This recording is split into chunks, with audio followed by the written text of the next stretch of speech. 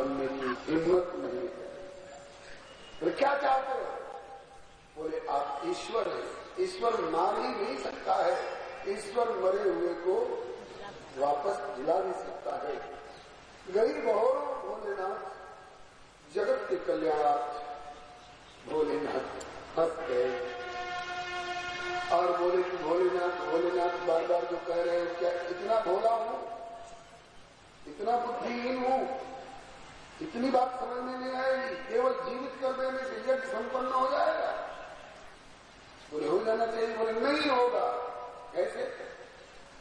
दक्ष प्रजापति ने प्रजापति नायक की गद्दी पर बैठ करके शाप दिया है कि देवताओं के साथ रुद्र को यज्ञ में भाग नहीं मिलेगा। बताओ, मुझे भाग नहीं मिलेगा तो ब्रह्मा बाबा तुम जाओगे उस यज्ञ में? मेरे मित्र यज्ञेश्वर नारायण जाएंगे उस यज्ञ में? बोले फिर तो कोई नहीं जाएगा। फिर यज्ञ कैसे हो जाएगा? बोले कि तो हम आपको यज्ञ में भाग दिलाएंगे। तो कहा कि तो किसी भी प्रजापति के वचन का कोई विश्वास नहीं करेगा। हाँ, यह भी ठीक कहते। कहा कि फिर कोई मध्यम मार्ग निकाला जाए। बोले आप बुद्धि के अधिष्ठाता हो, ब्रह्मा हो, बुद्धि स्थानीय हो, आप निकालो कोई मार्ग। ब्रह्मा जी ने कहा दक्ष का साप भी बरकरार रहे, यज्ञ की सूची सामग्री में आपको भाग में मिले, लेकिन यज्ञ में भाग भी मिल जाए आपको, ताकि यज्ञ संपन्न हो, जगत का कल्याण हो। तो बोले तो क्या निकालते हो मेरे लिए? बोले कि भोलेनाथ यज्ञ की सूची सामग्री में, अमूल्य सामग्री में तो आपको भाग नहीं मिलेगा, किंतु यज्ञ संपन्न हो जाने के बाद जो कुछ बचा खुचा रहेगा, एष ते रुद्रभागोस्तु यज्ञ में बचा खुचा जो होगा ना, वो आपका हिस्सा रहेगा, वो आपका भाग होगा। दूसरा कोई होता तो कहता कि हमको तुम पत्थर झाड़ने वाला समझ रखे हो क्या? सब लोग अमनिया सामग्री लेकर चले जाएंगे, उसके बाद हम सबका जूठा पूठा पत्थर झाड़ते रहेंगे। लेकिन भोलेनाथ ने कहा कि मेरे इतना कम खाने से और कम खाने से अगर यज्ञ की संपन्नता होती है, जीवों का कल्याण होता है, तो हम जूठा पूठा पर ही राजी हैं, अपने स्वार्थ के लिए नहीं। इसी तरह से यज्ञ हो तो जगत का कल्याण तो हो। ये इनका भोलापन है? नहीं, बहुत बड़ी चतुराई है। भोलेनाथ ने ये सोचा कि किसका जूठा मिल रहा है जी? यज्ञ विशिष्ट। यज्ञ विशिष्ट मैंने यज्ञेश्वर भगवान का अवशिष्ट प्रसाद, और यज्ञ विशिष्ट के अधिकारी सब नहीं होते। यज्ञ विशिष्टाशिन संतो मुच्यन्ते सर्वकिल्बिषैः भुंजते त्वगम पापा ये पतन्त्यात्मकारणात्। यज्ञ विशिष्ट के अधिकारी तो संत होते हैं। भोलेनाथ ने सोचा कि देवताओं में महादेव तो कहलाता ही हूँ, आज यज्ञ विशिष्ट प्रसाद ग्रहण कर लूंगा तो संतों में भी मेरी गिनती हो जाएगी। बोलो श्री शंकर भगवान की। इसलिए बुद्धि विचार पूर्वक श्री शंकर भगवान ने इसको स्वीकार किया। तो ठीक है, मैं यज्ञ विशिष्ट को स्वीकार करता हूँ। यज्ञ हो तो से जीवों का कल्याण का मार्ग तो खुले। भोलेनाथ ने नंदी के वचन को सत्य रखने के लिए बकरे का सिर जोड़ दिया दक्ष को। अपना ओरिजिनल मस्तक तो आग में स्वाहा हो चुका था, बकरे का सिर जोड़ा। अब बकरे के जुड़े सिर से जीवित होकर खड़े हुए दक्ष स्तुति करने लग गए, अपनी भूल कबूल कर रहे हैं, भोलेनाथ की महिमा गान कर रहे हैं। हम तो जीव हैं, प्रभु आप ईश्वर हो। अज्ञान बस हमने आपको दामाद समझ करके आपको अपमानित किया है, उसका फल मैं भोग चुका। अब मेरी बुद्धि शुद्ध रहे, अब मैं आपके प्रति आस्था रखूं, यज्ञ संपन्न हो। स्तुति के शब्द संस्कृत के और जीव बकरे की, तो बकरे की जीव से संस्कृत के श्लोक बढ़िया बढ़िया उच्चारण हो पाएंगे तो बड़े करने लगे। शंकर जी को हंसी आ गई उसी समय से सुना जाता है लोग शंकर जी के मंदिर में जाकर के ऐसी बोली बोलते भोलेनाथ। शायद इस बोली से शंकर जी को प्रसन्नता होती होगी, तब न हंस गए थे। तो शंकर जी तो हंस गए इस बात के ऊपर कि दक्ष, पहले तुम अपने को बहुत बुद्धिमान समझते थे, बुद्धिहीन होकर के भी। बुद्धिमत्ता ये नहीं है कि ईश्वर को गाली देना शुरू कर दो, ईश्वर का विरोध करना शुरू कर दो। ठीक है, तुम अपने दक्षता का, अपनी कुशलता का बढ़िया दिशा में उपयोग करो, रचनात्मक दिशा में, ध्वंसात्मक दिशा में उपयोग करके तुम दक्ष कैसे बने रहोगे। कितनी बढ़िया, कितना बढ़िया मुख सुंदर देवता को भी मिला था ब्रह्मा के पुत्र कहलाते।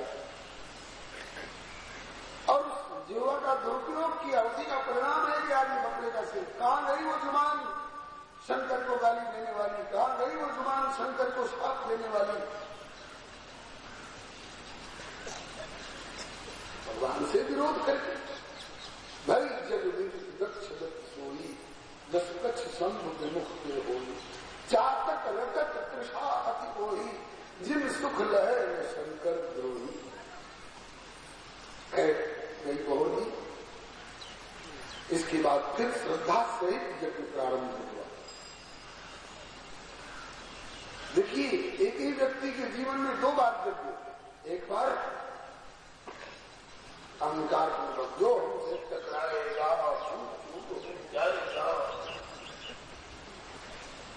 ऐसी नियत से यज्ञ किया तो विघ्न हो गया, और दूसरी बार श्रद्धा से यज्ञ किया तो सब विफल हुआ। यज्ञेश्वर नारायण प्रकट हुए और सबने उनकी पृथक पृथक स्तुति की, और सबको सुना करके भगवान ने कहा, अहम ब्रह्मात् सर्वस्य जगत् कारणं परम आत्मस्वरूप दृष्टा स्वयं अविशेषण। हम तीनों एक हैं। जैसे एक वृक्ष में से तीन शाखाएं निकल जाती हैं तो तीन अलग अलग मान जाएंगे, थोड़ी वही वृक्ष है। इस तरह से हम तीनों एक हैं। हम तीनों में से किसी एक के प्रति आस्था रखकर सेवा कर रहे हैं, ठीक है, यहां तक कोई गलत नहीं, लेकिन और स्वरूपों से विरोध तो न करें। लेकिन और स्वरूपों से विरोध करके बोले हम अपने इस देव के पांव पर तो फूल और चंदन चढ़ाएंगे, लेकिन गर्दन पर चक्कू चलाएंगे तो इस देव खुश हो जाएंगे। तो उन्हीं के लिए विभिन्न अंग हैं। एक की आराधना करो तो वहां तक कोई गलती नहीं, लेकिन एक से भी द्वेष कर लोगे तो कोई भी प्रसन्न नहीं होगा। त्रयाणाम एक भावानाम जो पश्चिम में विधान सर्वोदात्मनाम ब्रह्म शांति में गच्छति। इस प्रकार से भगवान ने समाधान किया, यज्ञ आनंद संपन्न हुआ। इसके बाद अब सती का क्या हुआ, विदुर जी पूछ रहे हैं, सती का क्या हुआ। बोले सती तो शरीर छोड़ चुकी, तो इस शरीर छोड़ने के बाद भी कुछ घटना घटी क्या। बोले हाँ घटी। एवं दाक्षायणी हित्वा सती पूर्वकलेवर यज्ञे हिमवत क्षेत्रे मीनायामिति शुश्रुमा। सुना जाता है कि सती योद्धि दक्ष मख देहा,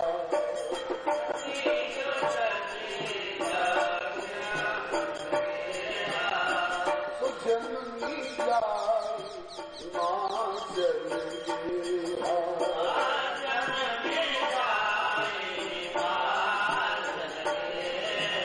दक्ष नंदनी सती देह पार्वती तन पाई, जगदम्बा गिरिवर के घर जाई।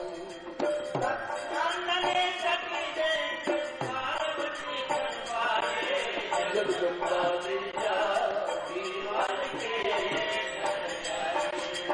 दक्ष यज्ञ अपमान जान के योग अग्नि में तन त्यागा। दक्ष यज्ञ अपमान जान के योग अग्नि में तन त्यागा। हृदय अनंत भाव शंकर नारायण से बरमावा। जन्म जन्म प्रभु आशुतोष के चरण कमल अनुरागा। कन्या पाए उमा की सोया भाग्य हिमाचल का जागा। पिता हिमाचल मामे नाने, पिता हिमाचल मामे नाने, पिता हिमाचल मामे नाने, पाई विपुल बड़ाई जगदम्बा दुर्गा गिरिवर के भैया।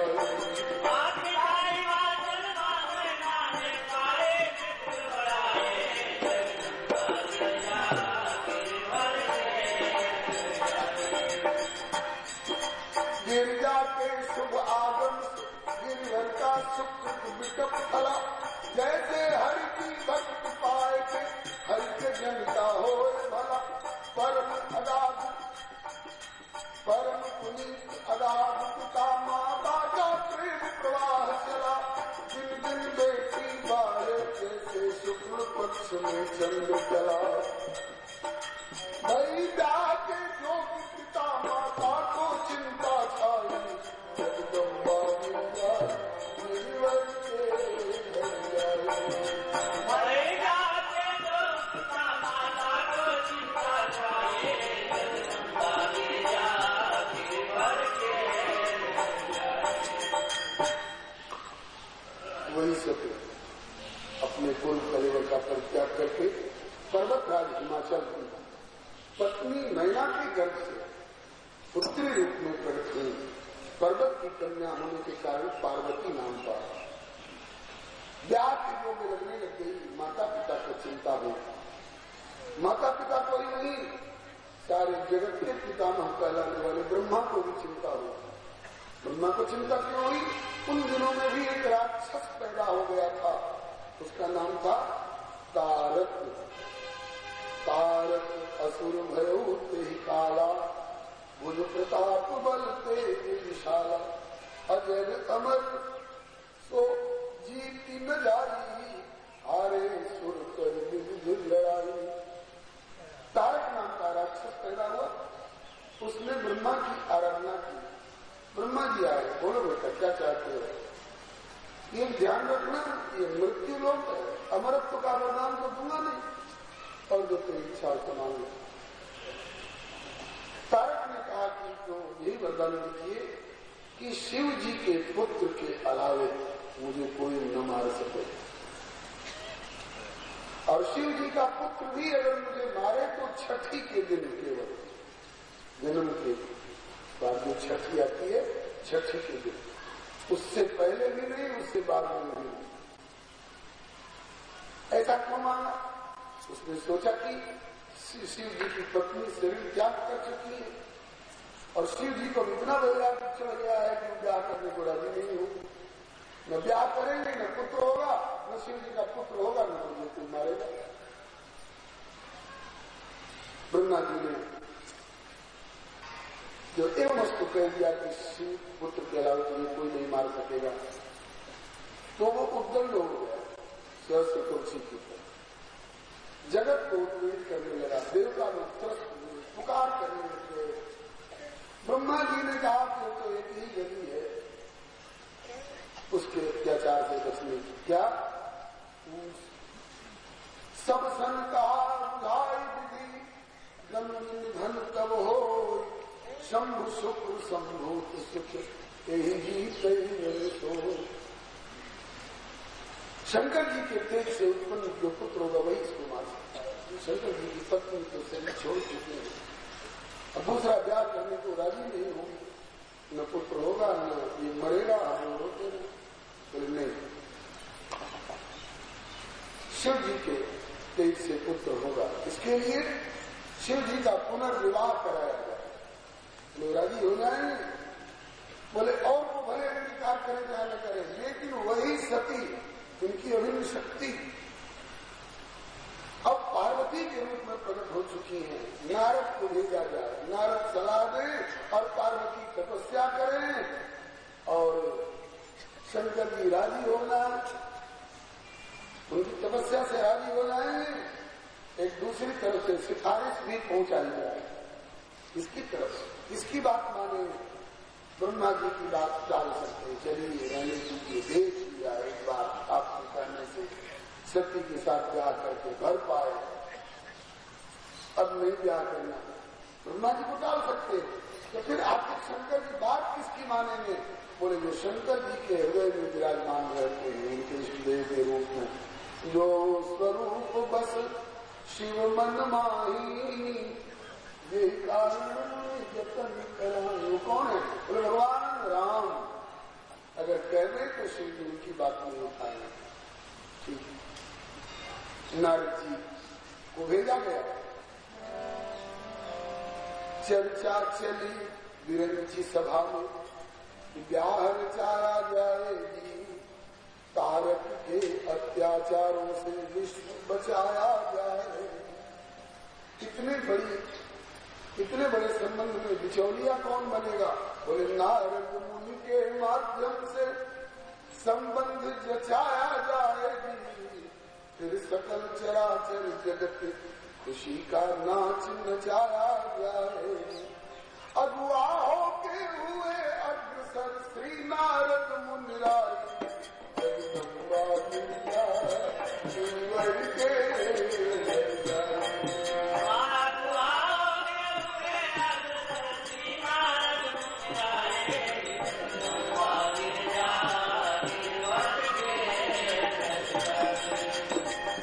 नारद जी हिमाचल के घर पर गए।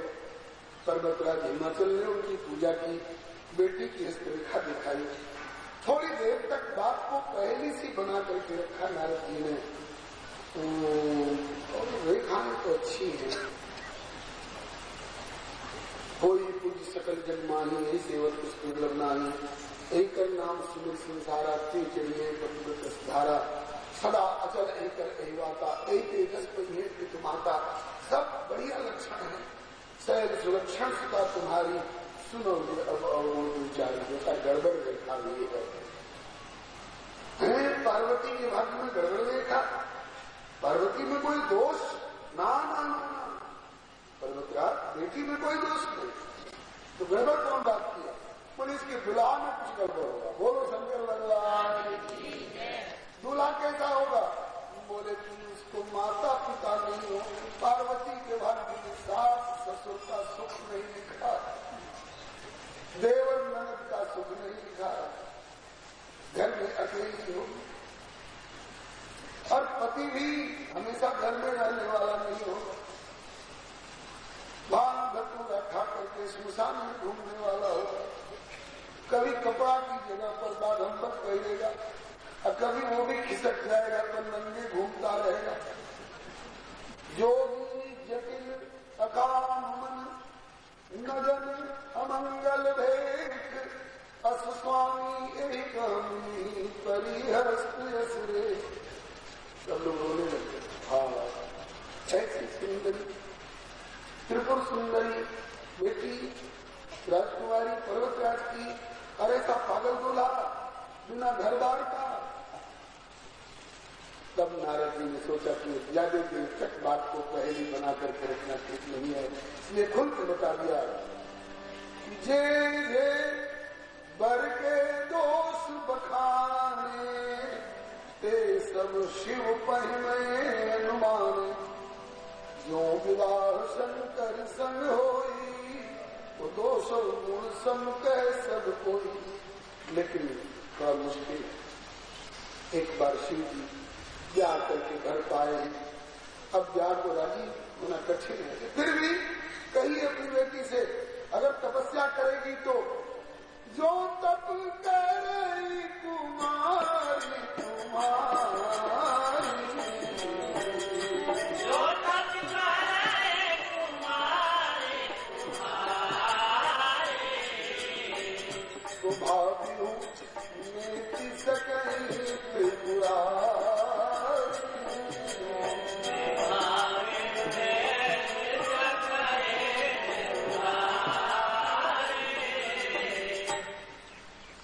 मैंने कहा मेरी प्यारी दुलारी राजकुमारी तब करेगी, खाना पीना सोना छोड़ करके।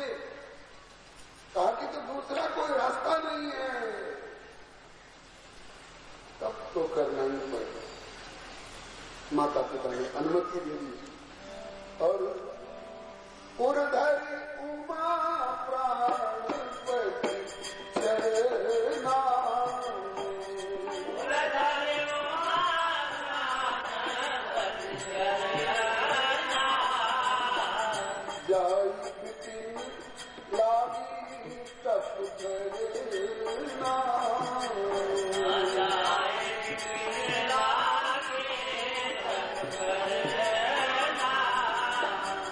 अति सुकुमारी न तनु तप जो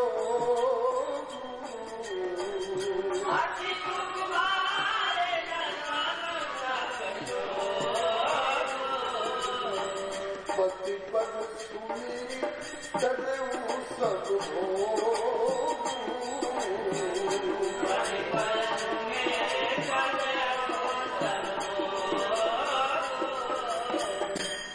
गौरी शिव की आराधना करन लागी गौरी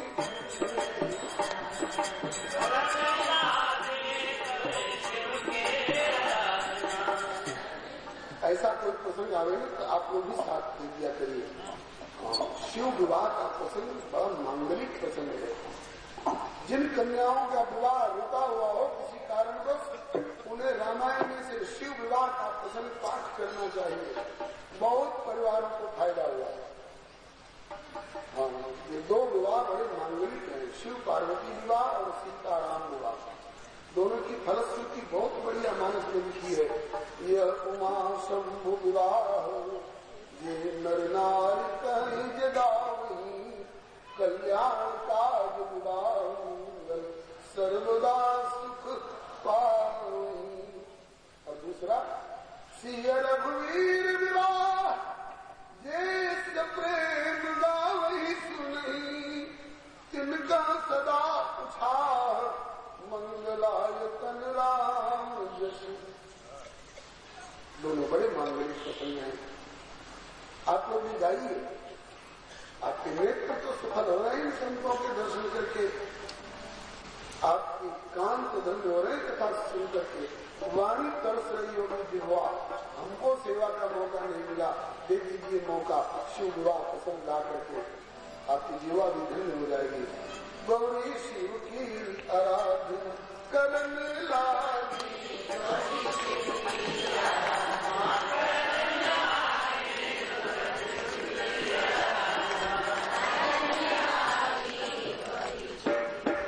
हमने सुना है कि अकेले का रोना भी अच्छा नहीं लगता। रोने में भी 10-20 लोग साथ दे देंगे तो रोना भी सुहावना हो जाता है। और गाना तो गाना है तो विवाह को अब देखिए जो सब लोग बोल रहे हैं तो कितना अच्छा लग रहा है, जो चुप है वो भी अवसर से लाभ उठा ले। गौरी शिव की आराधना करन लागी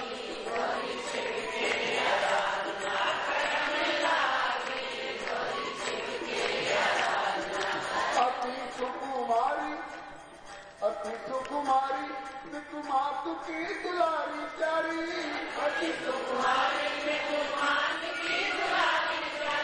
भारी सपने आचरण लागी गौरी शिव की आराधना वो भारी सपने आचरण लागी गौरी शिव की आराधना वो चरण लागी गौरी शिव की आराधना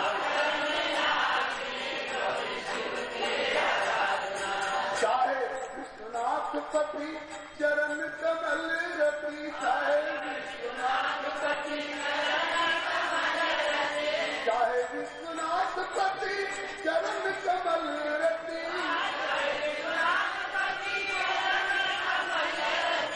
मति गति प्रभु पे धरन लागी गौरी शिव की आराधना मति गति प्रभु धरन लागी गौरी शिव की आराधना ओ करन लागी गौरी शिव की आराधना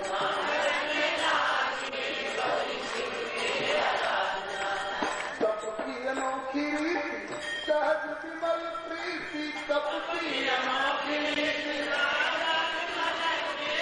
तप की अनोखी रीति सहज विमल प्रीति शिव जी के हृदय को हरण लागी गौरी शिव की आराधना शिव जी के हृदय को हरण लागी गौरी शिव की आराधना ओ करण लागी गौरी शिव की आराधना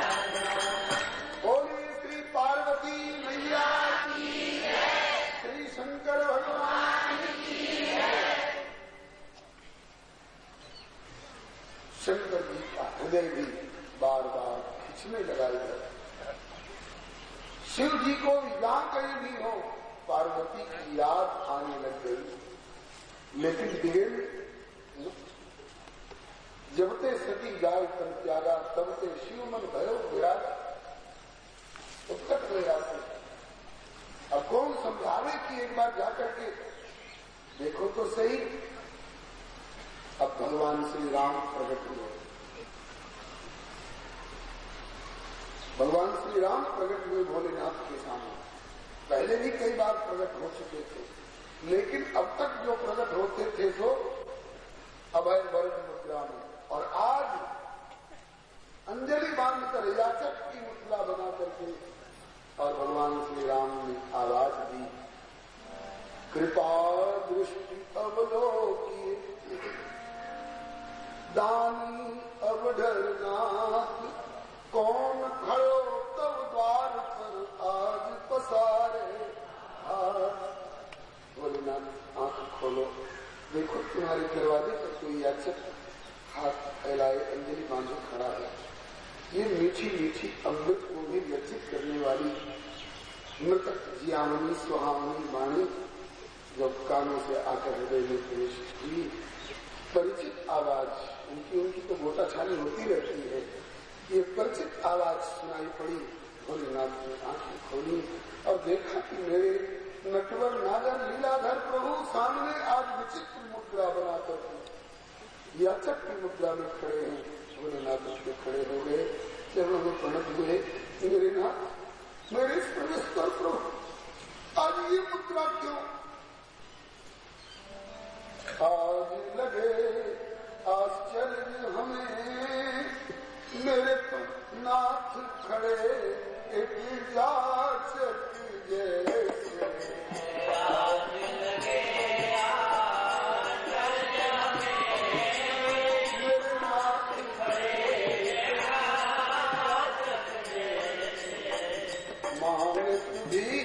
इससे भिखारी हूँ से मुझे भी कृपा की मिली घर में से।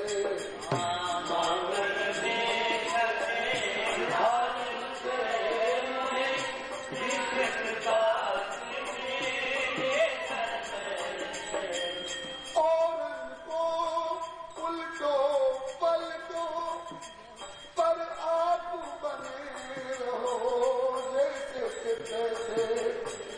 और उनको उल्टो पलटो आप बने रहो जैसे। आज कौन सुखो आयो हीरे कहिए प्रभु खोली ये कृपा भरी कैसे।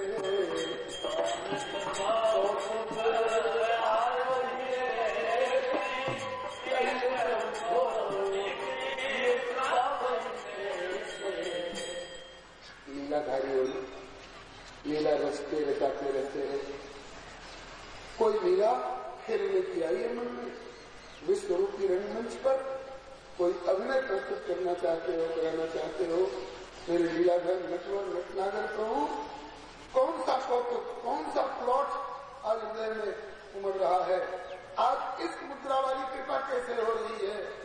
भगवान श्री राम ने कहा, अब विनती मम सुनो शिव जो मोह पर मिले हो तो जाए विवाह से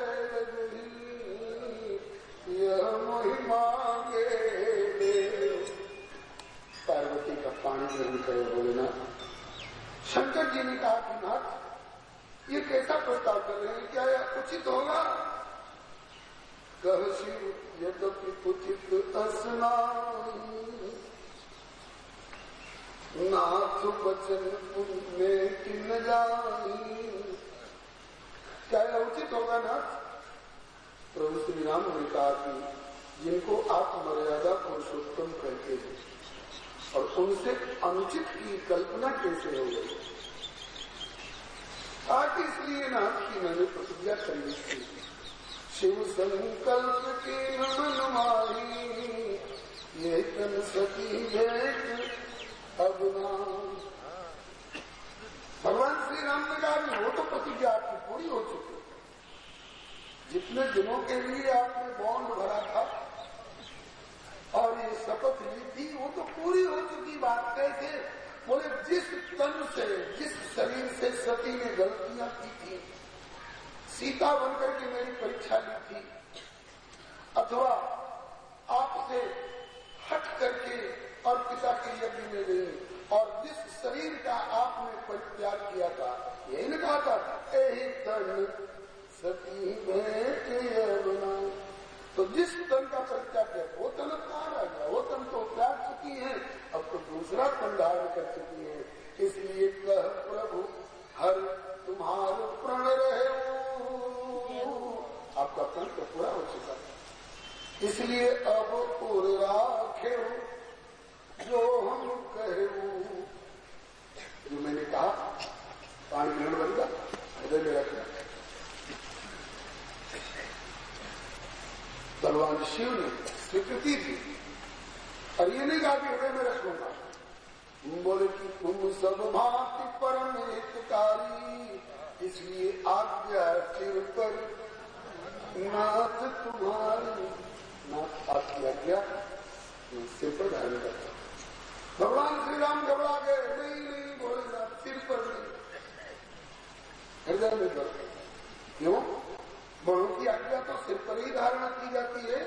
बोले और लोग करते होंगे, ठीक है, लेकिन आप मेरी आज्ञा सिर पर मत धारण करो। क्यों? आपके सिर पर खतरा है। क्या खतरा है? बोले सिर पर नहीं पुर में धरो, क्योंकि सिर गंगा की धार, धो बहाए ले डारी जाने कौन किनारा। आपके सिर पर तो गंगा की प्रखर धारा है। आप मेरी आज्ञा को सिर पर धरोगे तो मेरी आज्ञा की चिट्ठी गंगा की धारा में पड़ेगी और गंगा जी ले जाकर बंगाल की खाड़ी में फेंक देंगी। आप भूल भाग जाओगे, इसलिए मेरी आज्ञा का पालन होगा नहीं। इसलिए सिर पर नहीं पुर में धरो। भोलेनाथ फंस गए, कहा कि ठीक है तो मैं नहीं धारण करूंगा, लेकिन केवल आज्ञा नहीं, आप ही को हृदय में धारण कर लेता हूं। रहते ही बराबर है। अगर भजन के झोंके में कहीं भूल भाग जाऊं तो हृदय में बैठे बैठे याद दिला देना, भोलेनाथ मेरी आज्ञा हो जाएगा पालन। भगवान को प्रधान हुए।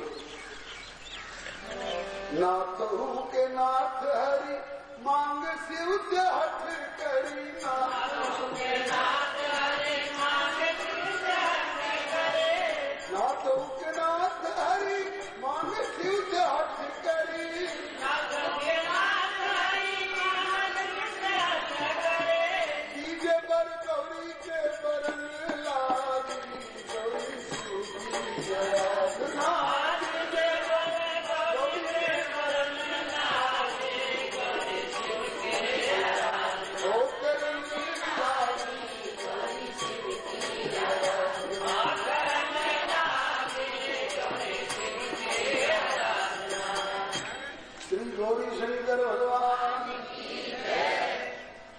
भगवान चले गए, श्री राम अंतर्धान हो गए, उनके हृदय में विराज गए। इधर भोलेनाथ ने उनकी आज्ञा को हृदयंगम किया और तब बड़ी ब्रह्मा जी को सब देवताओं को लेकर के पहुंचे।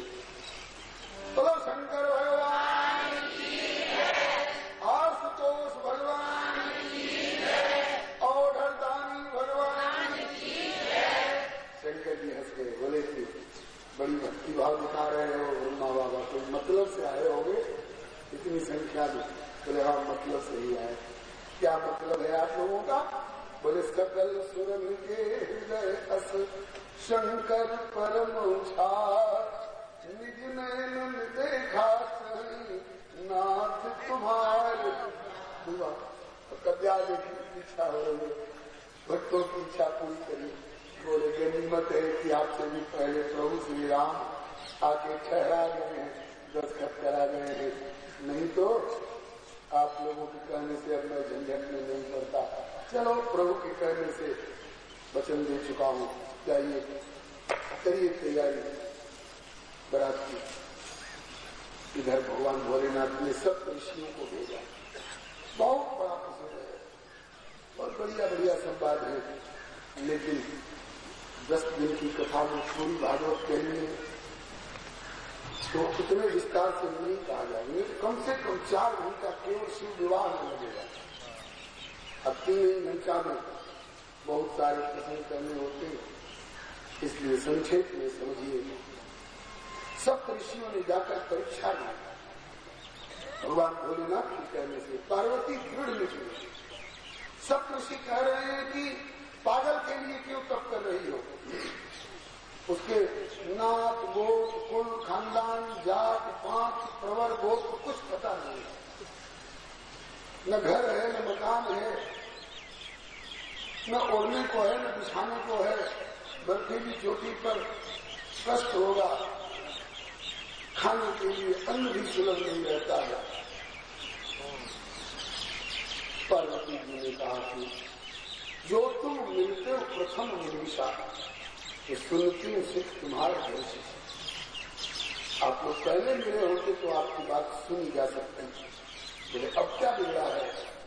अब पानी ग्रहण तो भी हुआ नहीं है, सिंदूरदान तो हुआ नहीं है, ग्रंथ बंधन तो हुआ नहीं है।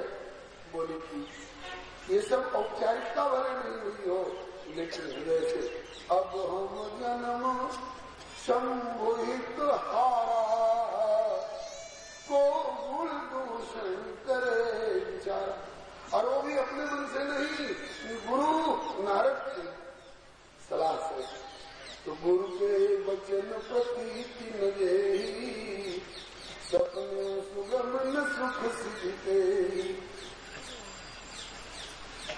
काटी तजौन नारद कर उपदेशु। आपको सब ऋषि है, आपकी कौन है? स्वयं आप कहें 100 बार महेश। स्वयं मेरे आराध्य भी एक बार में 100 बार कहें मेरी आराधना छोड़ दो, तुम नहीं छोड़ोगे। आराधना नहीं छोड़ोगी तो शरीर छोड़ना पड़ेगा। शरीर मिट्टी में मिल जाएगा, पंचत्व को प्राप्त हो जाएगा। वे शंकर जी आपको नहीं स्वीकार करेंगे, तब क्या करोगे? ताकि दूसरा शरीर धारण करूंगी और उन्हीं की आराधना करूंगी। बोले वो भी शरीर छूट जाएगा, तब क्या करोगे? बोले तीसरा शरीर धारण करूंगी और उन्हीं की आराधना करूंगी। अरे कितना शरीर धारण करोगी? लेकिन कब तक आराधना करोगी? पार्वती जी ने कहा कि एक ही बार सुन लीजिए। 10, 20, 50, 100, 1000 और लाख जन्म की कौन कहे? जन्म कोटि लगी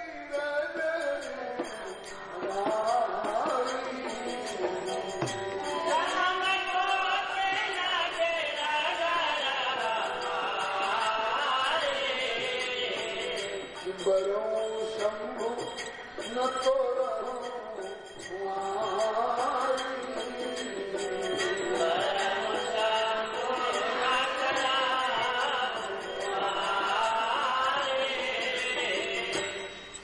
देखे दृढ़निष्ठा और अनन्य अनुराग ऋषि, तो नैन स्नेह अंग अंग पुलकाइए।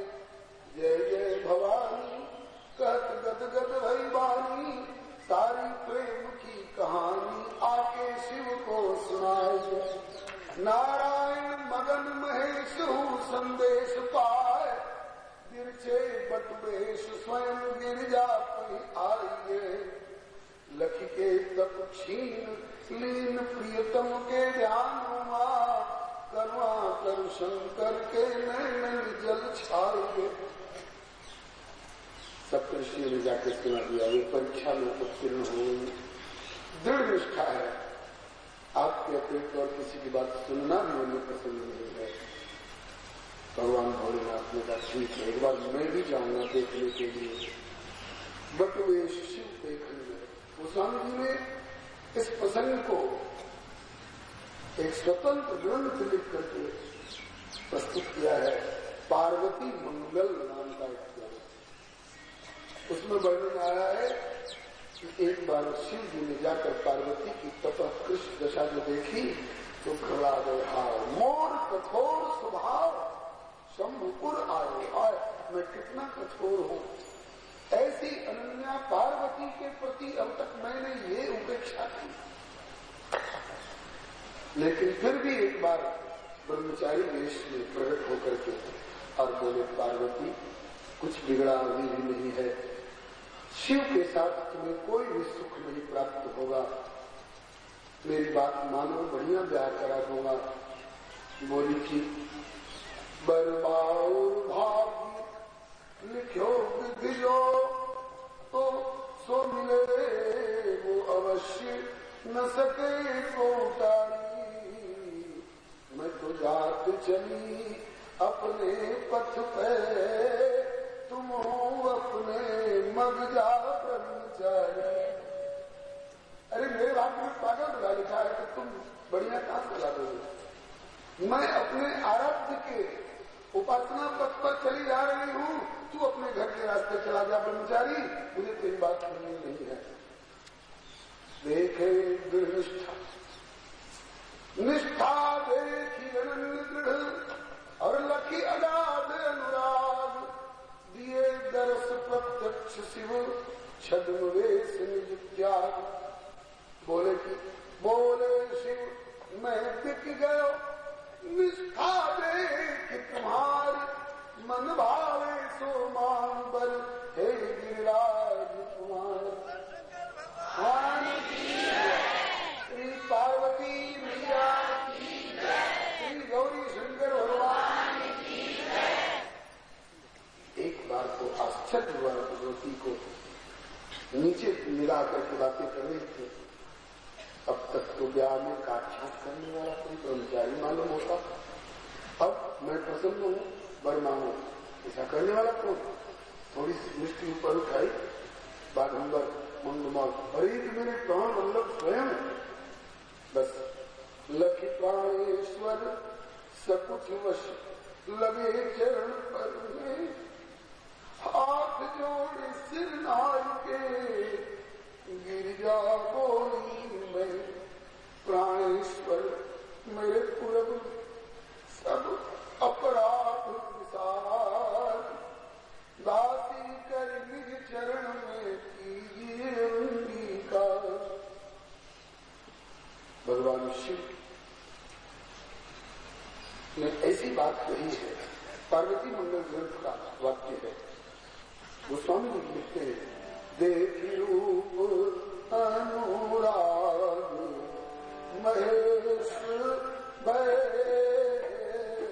वश, देखी रूप अनुराग महेश कहत बचन जनु साने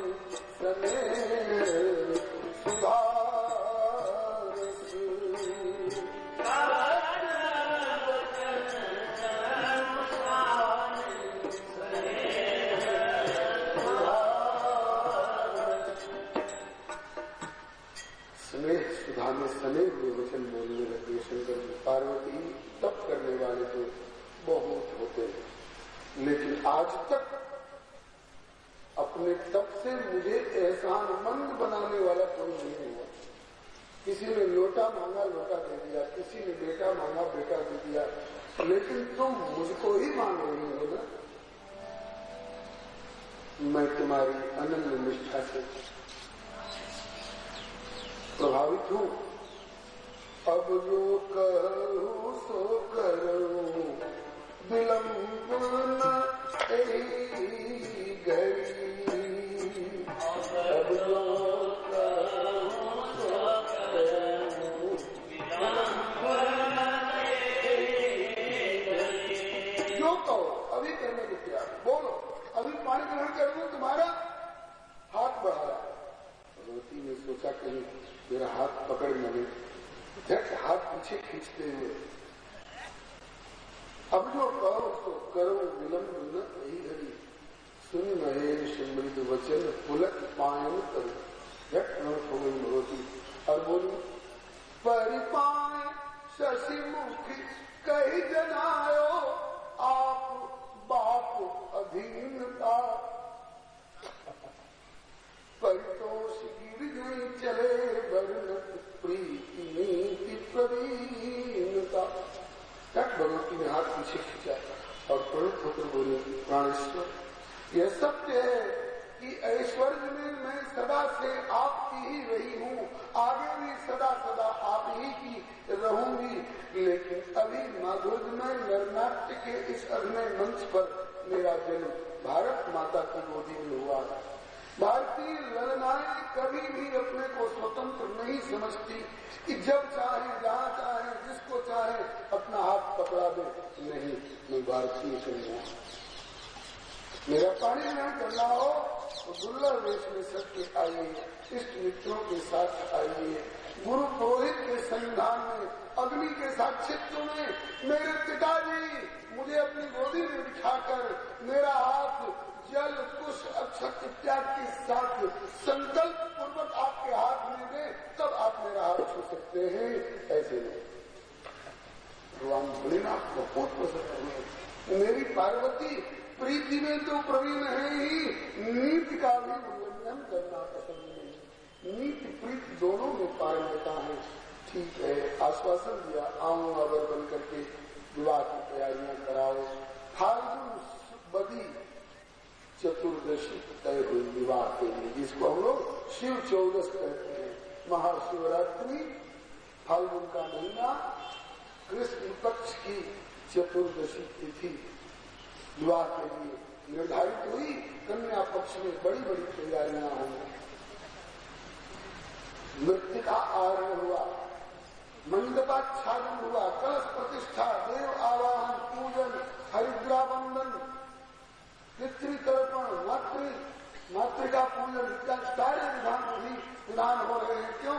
घर में पिता हिमाचल है, माता मैना है, भाई मैनाक है, भौजाई है और भी रिश्तेदार कुटुंबी, वन सागर गिर नदी तलावा, हिंदू सौतों ने पठावा, कामरूप सुंदर तुमधारी सहित समाज सहित बननारी सब जुटे हुए हैं, मिलजुल के सारी विधि कर रहे हैं।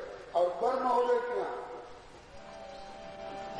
वर के घर में कौन करे, वर के घर में कौन करे वैवाहिक विधि व्यवहार, ओ सादे दुल्हे को श्रृंगार। वर के घर में कौन करे वैवाहिक विधि व्यवहार, सादे दुल्हे को श्रृंगार।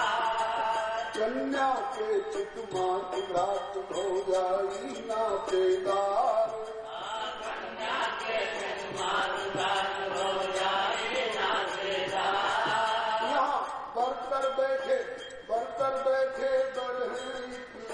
राम भजन है सार, वो साजे दुल्हे को श्रृंगार। राम भजन है सार, साजे दुल्हे को श्रृंगार। यहाँ तो बरगद के पेड़ के नीचे बैठे वर महोदय भजन कर रहे हैं। इतने में एक साथ 33 करोड़ की जाने कितने देवता लोग जुटे। आय जगाए सुरगन औचक करके जय जयकार, आय जगाए औचक सुरगन करके जय जयकार। बोलो शंकर भगवान की जय। एकाएक भोलेनाथ की आंख खोली, कौ देवताओं कैसे जय जयकार कर रहे हैं, ताकि भोलेनाथ बारात कब चलेगी, ताकि लगन कब की है, कहा क्या है आपका और लगन हम बताना, आज की लगन है, कोई तैयारी नहीं हुई, आप भजन करने में लग रहे हैं। बोले कन्या पक्ष में तो बड़ी बड़ी तैयारी हुई है। बोले यह कन्या पक्ष में तो बहुत नातेदार कुटुंबी है, हमारे नातेदार कुटुंबी तो तुम लोग हो ना, हम महादेव तुम देव, तुम लोगों ने आने में जगाने में देर करी तो मैं क्या करूं, थोड़ा पहले आके जगाए होते। चलो वहां जो जो विधि हुई हो, यहाँ जो कुछ करना हो जल्दी जल्दी अभी कर लो। क्या करें, कलश मंगाए हैं, बोले कोई कलश कुछ नहीं मंगाया गया है, तो कलश की जगह पर क्या प्रतिष्ठा होगी, बोले सामने जो जल का कुंड है ना, उसी में अक्षत सुपारी और पल्लव डाल दो, इसी को कलश बांध लो। कहा कि कन्या पक्ष में 9 हरिद्वास का मंडपाच्छादन हुआ है, यहाँ कम से कम एक हरीश तो गाड़ी जाए वंशारोपण के लिए। बोले हमारे यहाँ खेती नहीं होती है, पास पड़ोस में भी बर्फीली चोटी में हर और हरीश कहाँ से आएगी, कहा हरीश की जगह पर ताकि मेरा भांग रोकने वाला सोटा है ना, उसी को गाड़ दो। कहा कि दूल्हा को हल्दी लगती है, कहा कि औरों को हल्दी लगती होगी, उनको जो कम गोले रहते होंगे, कर्पूर गौरम कुंद इंदुदर गौर सुंदरम। तो हल्दी की जगह पर क्या लगाया जाए? बोले राख लपेट दी जाए मेरे शरीर में, वही अंगराग भी हो जाएगा और जहां जहां कालापन आ जाएगा ना उसमें तो बिछौना हो जाएगा। मोर सेहरा बोले कुछ नहीं मंगाया गया है, तो मोर की जगह पर मेरी भूरी भूरी जटा को थोड़ा चढ़ा उतार कर यूं बांध दो, 2-4 सांप इधर लटका दो, 2-4 सांप इधर लटका दो, बढ़िया सेहरा युक्त मोर बन जाएंगे। भोलेनाथ मोर चमकीली होनी चाहिए, उसमें सलमे सितारे जड़े हुए होने चाहिए, ताकि औरों के यहाँ बनावटी सलमे सितारे जड़े जाते होंगे, हमारे यहाँ समस्त सितारों का मालिक चंद्रमा है। क्या जरूरत है बनावटी आर्टिफिशियल इमिटेशन वाला सलमा सितारा मकान बनाने के लिए? ताकि एक चंद्रमा किधर किधर चमचमाहट लाएगा। अरे आदि ऊपर से गंगा की धार छहर छहर करके लहर, और ऊपर से चंद्रमा की किरणें पड़ेंगी तो करोड़ करोड़ों सलमे सितारे फीके पड़ जाएंगे। और चमचमाहट की जरूरत हो तो कहो अपनी तीसरी आंख और खोल दे। नहीं बोलना, सारी दुनिया चमचमा। गोस्वामी जी के शब्दों में शिव शंभुगण करे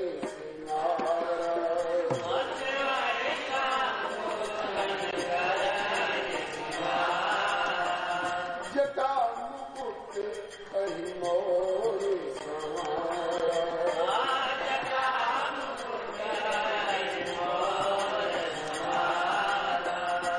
कुंडल कंकण पहिरे प्याला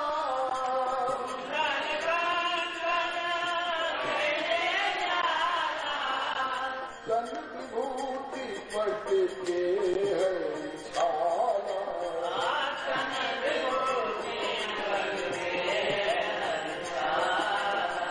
शशि ललाट सुंदर दिन गंगा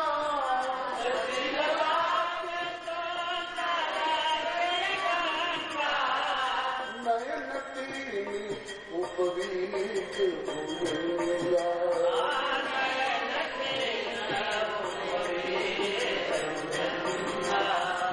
गरल कंठ उर नर सिर माला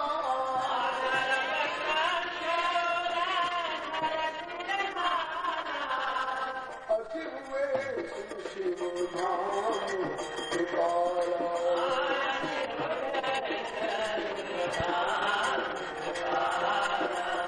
कर त्रिशूल अरु डमरू राजा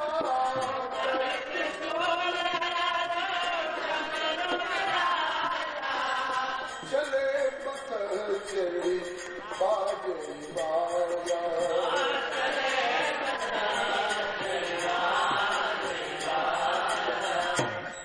ऐसा सुंदर श्रृंगार है भोलेनाथ का। अब जिसको विकट लगता हो लगता रहे, इनके लिए यही सुंदर श्रृंगार है। देवताओं की स्त्रियां विमानों पर बैठ बैठ के देख रही है विश्वनाथ का कैसा श्रृंगार हो रहा है। जब वो राख और बाघंबर और मुंडमाल और डमरू त्रिशूल वाला श्रृंगार देखा तो मुस्कुराने लगी। देव शिवन सुर प्रिय मुस्काही बर लायक दुल्हीन जगनानी। इस बर के जोड़ तोड़ की दुल्हीन विश्व में नहीं है। भगवान विष्णु बोले कि तुम लोगों को दुल्हीन नहीं दिखाई पड़ती है बर के लायक, हमको तो बर के अनुरूप अभी बारात नहीं दिखाई पड़ रही है। बर अनुरूप बारात निभाई हंसी करेंगे हो पर कुछ जाए। देवताओं से कहा देवताओं ससुराल में जाकर बुला की हंसी कराओ। क्यों सरकार हमसे क्या भूल हो रही है? कौन हंसी वाला काम हो रहा है? तो बोले कि या तो दुल्हा की तरह अंग लपेटो छार, या तो तुम लोग विराट लपेटो, ना ही तो सकल समाज ले झटपट हो किनार। या तो तुम लोग विराट लपेटो और नहीं तो एक तरफ होगा। देवराज इंद्र बोले कि सरकार एक तरफ हो सकता, राख लपेटना हमारे बस की बात नहीं। सब देवता एक हो। भगवान विष्णु बोले भोलेनाथ ये है मेरा देव समाज। अब आपका महादेव समाज कहाँ है? भगवान शिव समझ गए कि मेरी हंसी उड़ा रहे हैं। कहा कि प्रभु हंसी उड़ा रहे हो? कहा कि ब्याह में हंसेंगे खेलेंगे नहीं तो क्या बैठ के रोएंगे? ब्याह में हंसी खुशी तो मनाई जाती है। आप अपना ये मेरा देव समाज रहा, अब अपना महादेव समाज आप बुलाइए। भोलेनाथ मुस्कुरा गया। अति प्रिय वचन सुनत प्रिय तेरे, भृंगी प्रेम सकल गण तेरे।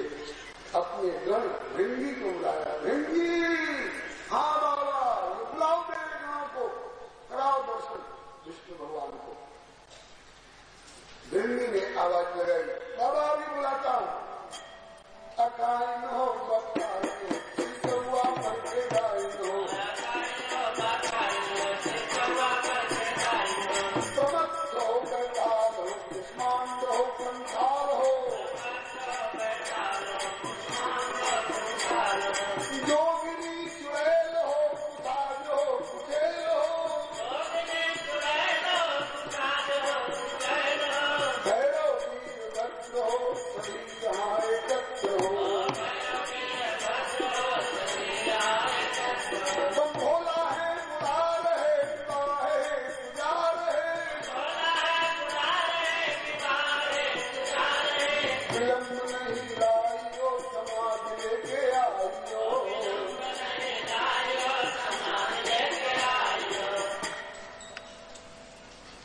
ऐसा न्योता दिया कि फटाफट चारों तरफ से दौड़ दौड़ के आने लगे।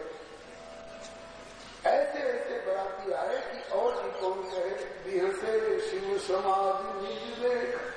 शंकर जी को ही हंसी आने लगी अच्छी जमात की। कौन मुखहीन, कोई ऐसे बराती है जिनको एक भी मुंह नहीं है। मुसीबत तो परोसने वालों को है, जिनको मुंह नहीं है उनको पत्थर किधर परोसे नहीं। कोई कोई मुख वाले हैं तो इतने मुख है कि चारों तरफ मुख ही मुख है। उनके लिए भी मुसीबत है कि इनको किधर किधर पत्थर परोसा जाएगा। को मुखहीन विपुल मुख ताहू बिनु कर पद को। ऐसे ऐसे भी बढ़ाती है जिन्हें न हाथ है न पांव है। चल कैसे रहे हैं? डामर के ग्राम की तरह सड़क पर ढकेल ढकेल कर लुढ़का के ले जाया जा रहा। पूछा गया, हाथ नहीं पांव नहीं, चल नहीं सकते, फिर नहीं सकते, क्यों आए? क्या जरूरत थी तुम्हारी, क्यों आए? कहा कि हमारे यहाँ न्योता गया था कि इष्ट मित्रों के साथ पधार कर बारात की शोभा बढ़ाएंगे। हम बारात की शोभा बढ़ाने के लिए जा रहे हैं। आप ही से बारात की शोभा होगी, ताकि मेरी तो न्योता क्यों गया हमारे यहाँ। को मुखहीन विपुल मुक्ता हो, बिनकर पद को बहुपद बाहु, उसको बहुत से हाथ पांव। ऐसे ऐसे बराती एक सज्जन कह रहे थे कि राम जी के ब्याह में सगुन सगुन गए। सगुन सुन अस ब्याह सगुन सब नाचे, अब की नहीं देर से साथे। ब्रह्मा जी ने कहा कि सगुन ब्रह्म का ब्याह हो रहा है, केवल सगुन सगुन जाएंगे, असगुन एक भी नहीं जाएगा। अब जितने असगुन थे, अखिल विश्व असगुन महासंघ बना करके एक जगह किसी खेत में बैठे रो रहे थे। उसी रास्ते से भोलेनाथ जा रहे थे। पूछा कि बेटा, जगन्नाथ रघुनाथ श्री राम जी का ब्याह होने जा रहा है, सारी दुनिया खुशी मना रही है, तुम लोग रोते क्यों हो? आज बाबा यही तो रोना है कि जगन्नाथ का ब्याह होगा, सब देखेंगे, हम असगुन है इसलिए मना कर दिया गया, हम लोगों के ब्याह नहीं जा सकते। भगवान भोलेनाथ ने कहा, अच्छा ये बात है, चिंता मत करो बेटे, अगर रघुनाथ जगन्नाथ हैं तो मैं भी विश्वनाथ हूँ, जाने दो। सगुन रघुनाथ जैसे जगन्नाथ के ब्याह में सारे सगुन जाने दो, जब विश्वनाथ का ब्याह होगा तो सारे असगुन चलियो, आज ही न्योता कर देता हूं। तभी का न्योता था, आप सब एक साथ तैयार होकर के आए। अब तो दो तरह की बारातों में, एक तरफ देव समाज और एक तरफ महादेव समाज। भगवान विष्णु ने पूछा बोलो भाई देवताओं, आगे आगे कौन समाज रहेगा, देव समाज की महादेव समाज? देवराज इंद्र बोले कि प्रभु अगर महादेव समाज पहले पहुंच गया बस्ती में तो सारे किवाड़ बंद हो जाएंगे, कोई न बर को देखने वाला रहेगा न बरातियों को पानी पूछने वाला रहेगा। इसलिए देव समाज आगे आगे बोले ना, देव समाज को आगे आगे चलाना, बोले चलाइए। वैसे बर का नंबर पीछे ही आता है, बैंड पार्टी और रोशनी पार्टी और अमुक पार्टी और बर मामले पीछे रहते। कोई बात नहीं, ठीक है, आगे चलाइए देव समाज को। बारात चली भोला की बरती हिमाचल नगरी,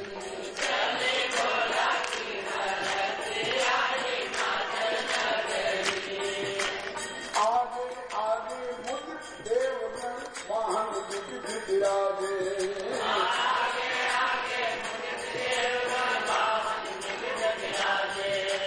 पीछे शिव जी अजब भेष में टिकट बराती साजे,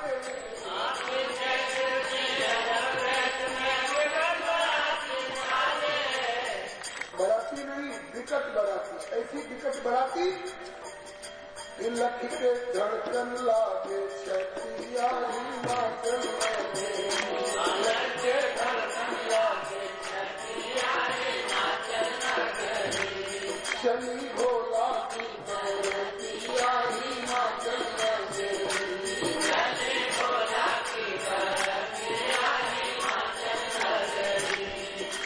राम ब्याह में सगुन सगुन गए असगुन दूर छिपाए,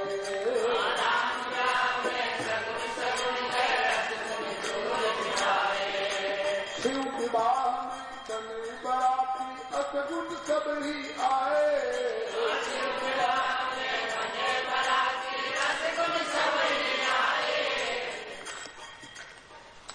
यात्रा में एक असगुन हो जाए, मिलिया रास्ता काट गई जाने क्या हो, एक असगुन पर है मस्ती। और यहाँ शिव विवाह में बने बराती असगुन सब ही आए, सब यही सोच रहे हैं हुई है कौन नगर की बेटिया हिमाचल में,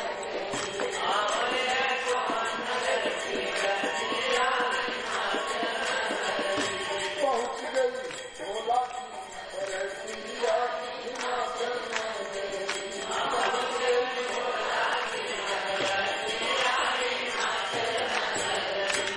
देखने वाले चकित। एक ने पूछा कि विवाह के बिचौलिया कौन है? बोले नारद बाबा। आज तो हो गया, कहीं नगर के धन, कहीं नगर के लोग, धन है नारद की अगुवाई,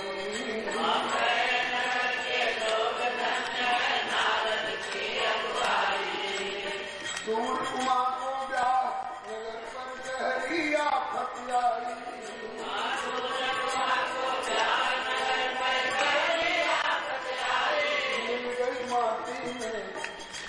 मिल गई माटी में जतिया हिमाचल में, मिल गई माटी में जतिया हिमाचल नगरी, पहुंच गई भोला की बरतिया हिमाचल नगरी, पहुंच गई भोला की बरतिया हिमाचल नगरी। बोलते श्री गौरी शंकर भगवान की जय। गांव के निकट बारात पहुंची, सबसे पहले बच्चे दौड़ते हैं देखने को, आकर के देखा, पहले तो खुश हुए, क्यों आगे आगे देव समाज ही हर से सुरसेन निहारी, हरि देव की अति भय सुखारी। अरे यार, ये उजले चौदंता हाथी पर ये ठाक बाट से ये कौन है? यही तो राजा मालूम होता है, रहने दो, देवराज इंद्र है। दूल्हा के क्या लगते हैं? क्या लगते हैं? सेवक और कौन क्या लगते हैं? लोगों ने कहा वाह भाई वाह, जब दूल्हा के सेवक का ये छात है तो दूल्हा राजा का क्या है? अभी चलो नंबर आ रहा, वरुण कुबेर इंद्र सूर्य चंद्र भगवान विष्णु को देखा तो देखते ही रह गए, मन करता देखते ही रहे, यही दूल्हा राजा मालूम होते नहीं, ये मित्र है उनके। दूल्हा भी कैसे ही हो, क्या रहा है नंबर घबराते क्या। इसके बाद नंबर आया ब्रह्मा जी का, 4 मुख 8 नेत्र, हंस की सवारी पर कमंडल टोपी पर प्रामाला लिए। ये कौन है ये 8 आंखन वाले, 4 मोड़े वाले, बोले ब्रह्मा वाला है। ये दूल्हा के क्या लगते हैं, यही दूल्हा के बाबू जी हैं। लोगों ने कहा कि अब तो काम गड़बड़ हो गया। क्यों, बोले कहावत है कि गाय पर पूत पिता पर घोड़ा, अधिक नहीं तो थोड़ा थोड़ा। जब बाबू जी को 4 मुंह हैं तो दुल्हा को कितने मुंह होंगे, इतने में तो आई गए भोले वाला। विकट वेश मुख पंच पुरानी, 5 मुख, प्रत्येक मुख में 3-3 नेत्र, असली नेत्र खुले हुए हैं। और महाराज देख करके 100 सब फुंकार मार रहे हैं, और भूत प्रेत हर हर बम बम करते हुए अपना उछल रहे, कूद रहे, भागे जान ले लेकर के। किसकी हिम्मत जो इस बरात को देख सके। शिव समाज जब देखन लागे, शिव समाज जब देखन लागे, बिगड़ चले वाहन सब भागे, बिगड़ चले वाहन सब भागे। वाहन सब मनुष्यों की कौन कहते, वाहन हाथी घोड़े ऊंट बिगड़ के भाग चले, ऐसे बिगड़ बरात को देख करके। कितने गिरे पड़े, कुचले गए, बच्चे खुशी घर पर पहुंचे, हाँपते कांपते नहीं, हाँपते माताएं पूछ रही बेटा पार्वती की बारात देखने गए थे, गिरते पड़ते हाँपते कांपते कैसे आ रहे हो। कहा कि बस अब जान बच गई, यही बहुत है। हम तो बारात समझ करके देखने गए थे, वहां जाने पर मालूम हुआ जमकर धार किधो मरियाता, जमराज की पलटन आई है कि बारात आई है। बच्चों ने बड़ा विभत्स भयावह वर्णन दिया। समुझी महेश समाज सब, जननी जनक मुस्कान, बाल बाल बुझाए विविध विधि, निडर हो डरना बेटा डरना। उनका नाम शिव है, शिव का अर्थ होता है कल्याण। तो शिव से अकल्याण की कल्पना भी नहीं की जा सकती है। वो तो फागुन का महीना है ना, इसलिए उन्होंने कुछ ऐसा रच दिया। फागुन में तो बहुत बहुत स्वांग रचे जाते हैं लोग। कोई किसी के साथ छेड़खानी करे और यूं करे, बुरा न मानो, होली है, फागुन का महीना है। तो बच्चों को तो तसल्ली हो गई है। माता मैना को कौन समझा सकेगा, पार्वती जी की माता मैना को कौन समझाएगा। अभी तो बड़ा उत्साह है। आई बरात दरवाजे परिछन चल आई, आई बरात दरवाजे परिछन चल आई, आस पास गुण आ गई ना गई, आस पास गुण आ गई ना गई, मैना मध्य विराजे परिछन चल आई, मैना मध्य विराजे परिछन चल आई, आई बरात दरवाजे परिछन चल आई, बरात दरवाजे परिछन चल आई। सोने के थाल में बहुत बढ़िया सजावट करके, आरती दर्शन का सामान लेकर के, कंचन थार सोहबर पानी परिछन चली हरिहर शान। विश्वनाथ सारे विश्व के स्वामी आ रहे हैं दूल्हा बनकर। और ये रूप तो कल्पना में था नहीं। तो ज्यों नजदीक आकर के और थाल किया नो, तब तक सांपों ने किया फूंक। विकट वेश गई जब देखा, अबलन को भय भय देखा, तो थाल पटक करके और भाग बैठी चित्रासा गए महेश जहां जनवास। दूसरा कोई लड़का वाला होता तो नाराज होता, कहा दरवाजे पर बुलाकर हमारा ये मां, लेकिन शिव जी नाराज नहीं हुए। कुछ लोगों ने उघाड़ा भी, आपकी सास बड़ी नासमझ मालूम होती है। बोले क्यों? कहा कि लोटा में पानी लेके आई थी तो अर्घ तो देती, आरती थाल सजा के आई तो आरती तो उतारती, फेंक के क्यों चली गई?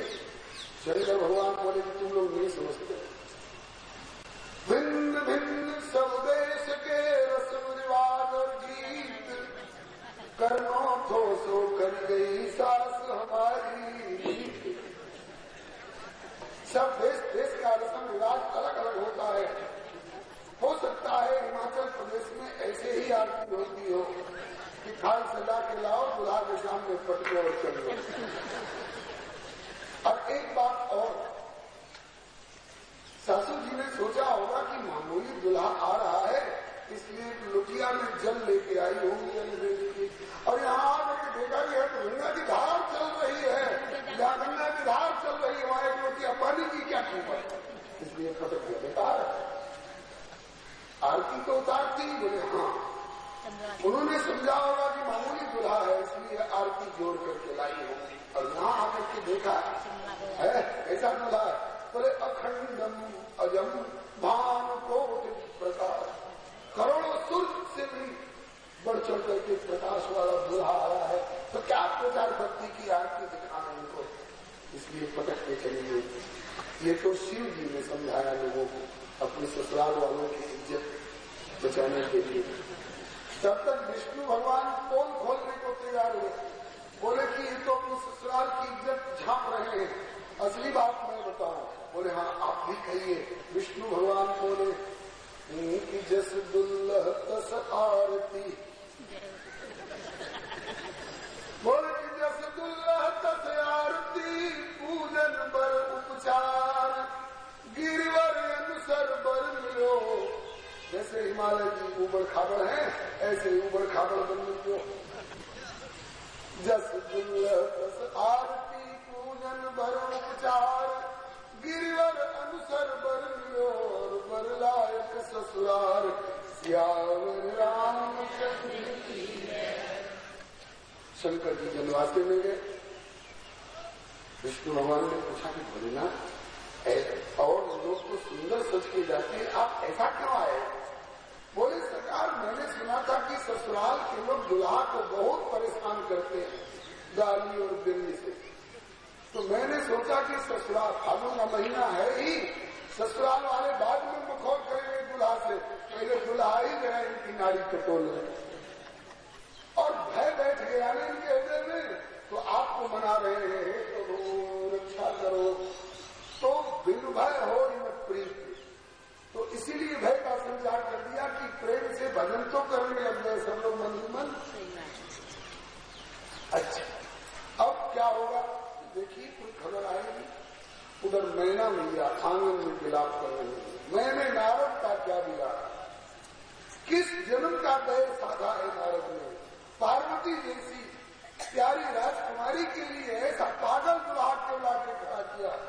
नारद जी को गाली, ब्रह्मा जी को गाली, कसकीन बर बौड़ा है विधि, ये तुम्हें सुंदरता है। पार्वती जी ने माँ को समझाया, माँ मेरे गुरु जी को क्यों गाली दे रही है, उनकी क्या गलती है। लेख ब्रह्मा ने लिखा और गुरु जी ने केवल पढ़ के सुना दिया, और वो भी तुम्हारे पूछने पर। इसमें गुरु जी की क्या गलती है? बेटी तेरे गुरु जी की तो गलती नहीं है, लेकिन तेरे गुरु जी के बाबू जी की, ब्रह्मा की तो गलती है ही। जो फल चाहिए सो तरुण सो बरबस बबूरे का।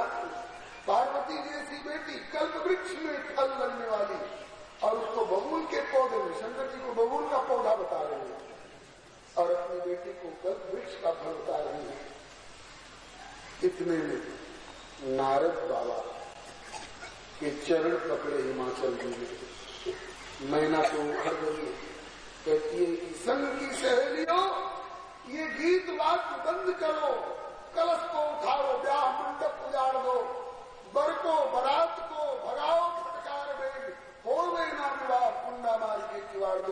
जानी हुई दूँ। हिमाचल जी ने सोचा कि उनको मनाना मुश्किल है। नारद जी से कहा तुमने दर्द दिया है, तुम्हें दवा दो। नारद जी वाकई समझाओ।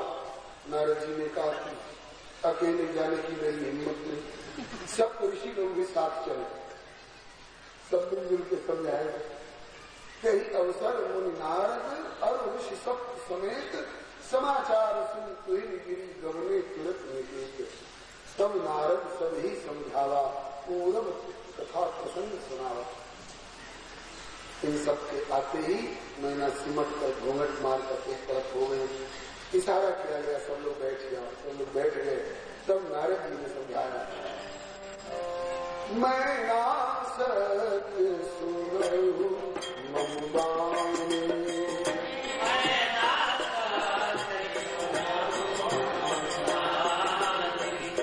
जगदम्बा तव सुता भवानी।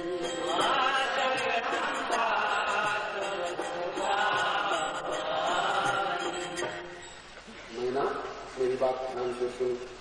अपने को मां समझती हो, इसे बेटी समझती हो, सारे जगत की जननी है ये। तुम्हारा सौभाग्य है जो तुम्हें अपने मातृत्व का गौरव प्रदान किया। उन्हें पागल समझती हो, अखिल विश्व के नाथ हैं।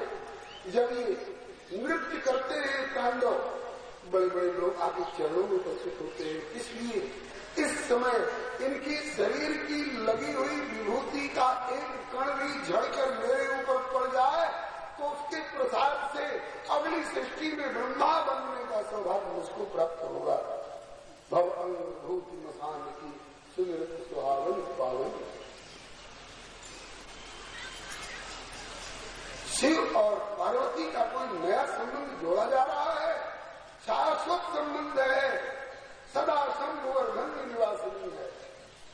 तुम अपना सौभाग्य मनाओ, तुम्हारी कृति की पताका फहराएगी। मंगल आनंद के साथ विवाह होने दो। तब मैना हिमवंत आनंदे पुल पार्वती पर बंदे। सुन नारद के वचन तब सब कर मिटा विषाद, क्षणमा व्यापक सकल को घर घर यह संवाद। मैना भी शांत हुई, पसंद हुई बेटी की और दामाद की महिमा सुनकर के। इसीलिए तो भागवत की कथा बाद में कही जाती है, पहले महात्म सुनाया जाता है। महात्मा जाने बिना जाने बिनु नहीं हो प्रतीति, बिना प्रतीति हो नहीं प्रीति। प्रीति बिना नहीं भगत बुराई, जिन खगपत जल के चिकनाई। पर अब मैना मैया प्रसन्न हो गई, लेकिन एक प्रस्ताव किया। मन्ना मेरी बेटी के गुरु हो तो मेरे भी गुरु ही हो। आपकी बात से बड़ी तसल्ली हुई, ब्याह होगा, लेकिन जब बिचौलिया बने हो एक तरफा मत समझाओ। कन्या पक्ष को तो समझा दिया, जरा बर पक्ष को भी समझा दो, जैसे सब दुल्हा आते हैं ऐसे दुल्हा बन करके आए। तब शंकर जी को भी नारद जी ने समझाया, भोलेनाथ एक बार दुर्लभ वेश का दर्शन दे दो। पार्वती को, उनकी सहेलियों को, मैना को, उनकी भाइयों को। ठीक थी। सुन नारद की प्रार्थना आशुतोष त्रिपुरारी, विकट वेश तज के तुरंत लीन वेश बरधार। बदला बदल गया। अब एक गीत के माध्यम से आप लोग है तो भोजपुरी पूरब की भाषा का गीत, लेकिन आप लोग बोल लेंगे, साथ में आप लोग बोल लेंगे। मैना के मनावे खातिर, मैना को समझाने के लिए, मनाने के लिए लागल धरहरिया। धरहरिया कहते हैं दो पक्ष जब टकराते हैं तो बीच वाले कहते ठहरो भाई, सुनो बात, समझो, बैठे उठाओ, बात बिगाड़ने का मोह नहीं।